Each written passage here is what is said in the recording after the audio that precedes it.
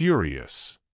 Prince Harry's highly anticipated speech at the 2025 Invictus Games crumbled under scrutiny, transforming a moment meant to inspire veterans into an international joke, as Graham Norton hilariously dissected its incoherence, leaving many questioning Harry's credibility. The world watched in disbelief as Prince Harry's highly anticipated speech during the opening ceremony of the 2025 Invictus Games in Vancouver crumbled under scrutiny. What was supposed to be an inspiring message of resilience and hope for wounded veterans devolved into an incoherent monologue, leaving many questioning whether he had prepared at all. It wasn't just Harry's awkward delivery or the lack of depth that caught the audience off guard, it was the palpable uncertainty in his own words. He stumbled through a speech that failed to resonate with anyone, and the disappointment only grew from there. The real humiliation unfolded when Graham Norton, known for his sharp wit and unapologetic humor, dissected the speech on his talk show, transforming it into an international joke. What should have been a defining moment of leadership for Harry instead became a public relations disaster, prompting many to wonder if he had any credibility left.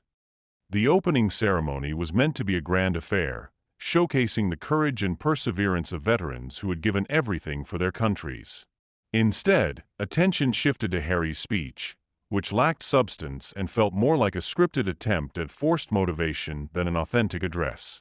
The audience, filled with military personnel and supporters, remained silent, not out of respect, but out of sheer confusion over what they had just heard.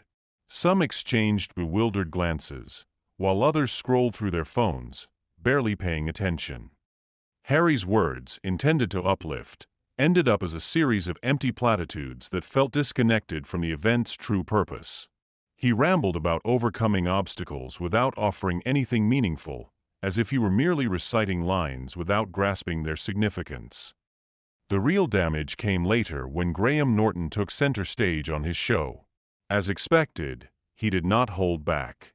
With a smirk, he played clips of Harry's speech, pausing at moments where the prince seemed particularly lost.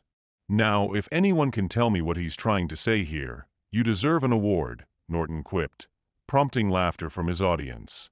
He exaggerated Harry's tone, mimicking the prince's pauses and lack of direction, making it painfully clear just how disjointed the speech had been. The crowd roared with laughter, and the segment quickly went viral, sparking a wave of criticism online. Social media erupted with reactions, many echoing Norton's sentiments.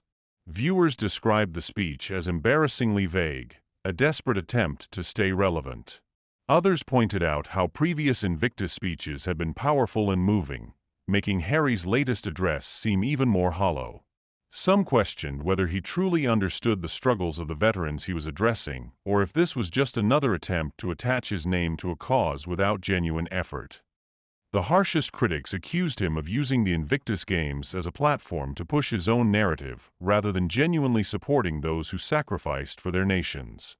The backlash was immediate. Many felt Harry had become detached from the very people he claimed to advocate for. Once hailed as the driving force behind the Invictus Games, he now appeared more like an outsider trying to regain relevance in a world that had moved on. The stark contrast between his earlier speeches, when he was still deeply connected to his military past, and his latest performance was hard to ignore. Instead of sounding like a leader, he sounded like someone struggling to find purpose, using empty words to mask a clear disconnect. It wasn't just Graham Norton's show that tore into him. Several media outlets picked up on the disastrous speech, with headlines highlighting the prince's lack of preparation and uninspired delivery.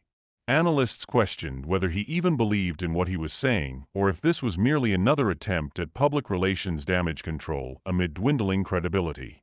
Even those who had previously supported him found it difficult to defend his lackluster performance, raising concerns about his future as a figure of influence.